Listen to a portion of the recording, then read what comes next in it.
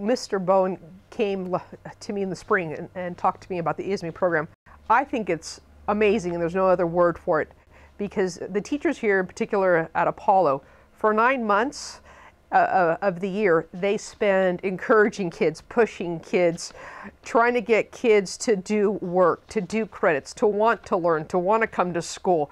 And I think no matter how amazing they are, they need a break from that environment to an environment with adults where they're working on projects, where they're able to refocus, be able to take the resources in Silicon Valley and being able to apply them in the classroom. My school, Apollo, is considered a small but necessary school. I guess you could call it like a continuation school. We serve students who are still juniors and seniors, but they've fallen behind on their credits. And so we are working to help these students catch up and graduate on time. The context of this lesson is something I kind of came up with this last summer through my ISME fellowship to try to empower these students, to try to give them more of a sense of what's going on in their community, what's going on with their government, what's going on with policymakers, what are some of the larger challenges being faced by the Bay Area and California, and what can they do about it. My ETP is designed to show my students how a public policy organization works.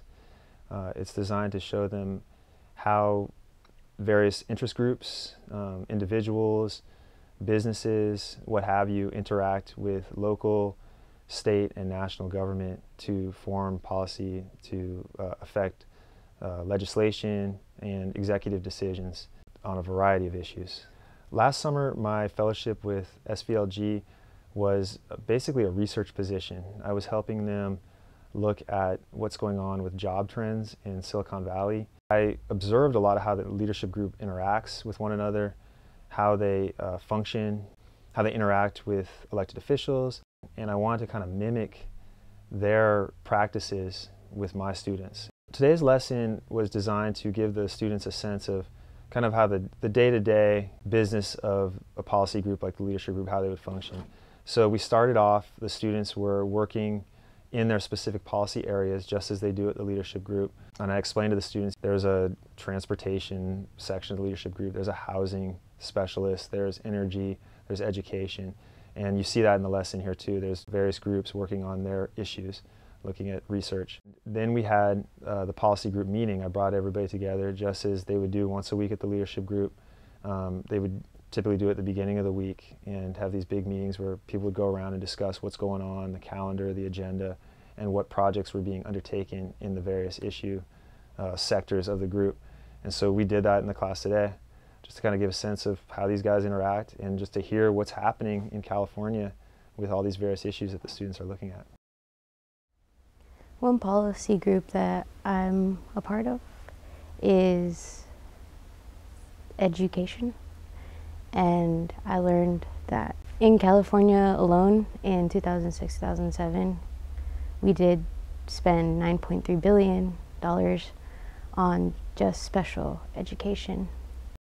One recommendation that me and my partner have is to raise the taxes on those who can afford it, like the rich, instead of raising the taxes on the poor. The policy group that I'm part of was the transportation in California, and what I learned was that the traffic flow in California is really increasing due to the population growth here too, and we need to find ways which we can lower that traffic. One recommendation that I can give the state about it would probably be to do the bullet train. It would be a great idea. Will stop people from driving from either here to all the way to Los Angeles and burning a bunch of fuel.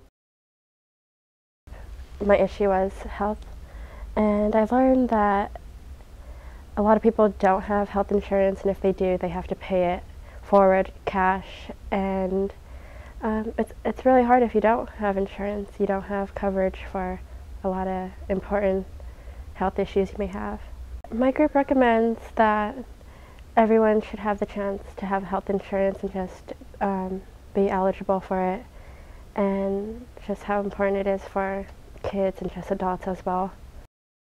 This lesson is different in the sense that this grading period is one big project. Usually I kind of have more of a traditional setup in my class. I do lots of quizzes, informative assessments like tests that we build up to. This one is more of kind of an ongoing day-by-day lesson where they're putting things together every single day towards kind of a final end result, big project they're going to be turning in. So I'm not doing a quiz this grading period, I'm not doing a test.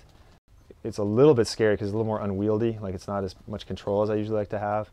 And it's kind of a risk, you know, it's just kind of, there's a lot out there that's on the students that they got to find for themselves to make this thing work. They got to really step up and do the work and find information about their topics, whereas traditionally I'm bringing a lot more to them through lectures and activities and group activities and whatnot.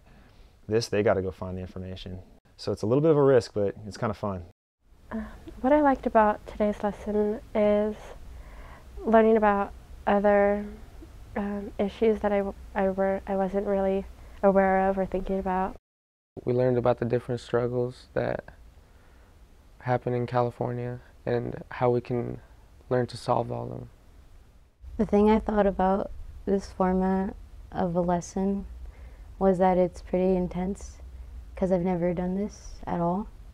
So it's stressful but exciting at the same time, so I can't wait how it turns out in the end. One of my big goals with doing ISME was I wanted to challenge myself, just kind of force myself to try some new things. This has definitely done that. I don't know if I would have taken on kind of scary assignment like this with these students if I hadn't done something like ISME. ISME kind of gave me that, you know, it gave me some structure, gave me some ideas, and it gave me that push, like, hey, I did this whole summer, I created this unit, I got to do it.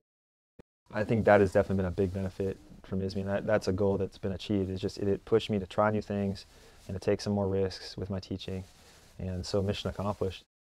As you can see by the lesson plans you saw today, it was great. He got ideas that he's implemented in the classroom. So in turn, it's affected a whole group of kids here on the east side of town, which would have never had that opportunity.